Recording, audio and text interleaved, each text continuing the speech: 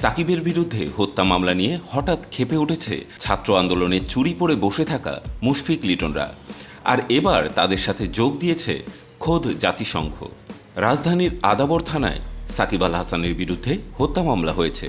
তিনি গার্মেন্টস কর্মী রুবেল হত্যায় প্রত্যক্ষ ও পরোক্ষ নির্দেশ দিয়েছেন এমন অভিযোগ আনা হয়েছে। মামলায় শেখ হাসিনা, শেখ রেহানা সহ ১৫৬ জনকে আসামি করা হয়েছে।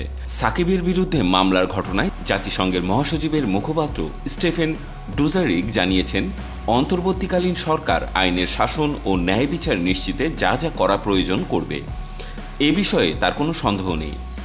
সোমবার ব্রিফিংয়ে প্রশ্নোত্তর পর্বে এক সাংবাদিক জানান, অন্তর্বর্তীকালীন সরকার দায়িত্ব নেয়ার পর ১.৫ সপ্তাহে দেশে কয়েক হাজার মামলা হয়েছে, যার মধ্যে হত্যা মামলা ও দুর্নীতি মামলা রয়েছে। জাতীয় দলের তারকা ক্রিকেটার সাকিবের নামেও মামলা হয়েছে। এতে মানবাধিকার লঙ্ঘন হচ্ছে কিনা এবং তারা বিষয়টি নিয়ে উদ্বিগ্ন কিনা। উত্তরে ডুজারিক বলেন, অন্তর্বর্তীকালীন সরকার রাজনৈতিক ও মানবিক দিক দিয়ে অত্যন্ত চ্যালেঞ্জিং সময়ে বাংলাদেশের দায়িত্ব গ্রহণ করেছে। তারা আইনের শাসন ও ন্যায় বিচার নিশ্চিতে যা যা করা যায় তাই করবেন, এই বিষয়ে কোনো সন্দেহ নেই। আরেক সাংবাদিকের প্রশ্নে জাতিসংঘের মহাসচিবের মুখপাত্র জানান, বাংলাদেশ পরিস্থিতি নিয়ে ঘণ্টায় ঘণ্টায় তিনি প্রতিক্রিয়া জানাতে পারবেন না। ব্রিফিংয়ে প্রশ্নোত্তর পর্বের আগে বিশ্বের বিভিন্ন বিষয়ের সঙ্গে বাংলাদেশের বন্যা পরিস্থিতি নিয়ে একটি বক্তব্য পড়ে শোনান তিনি।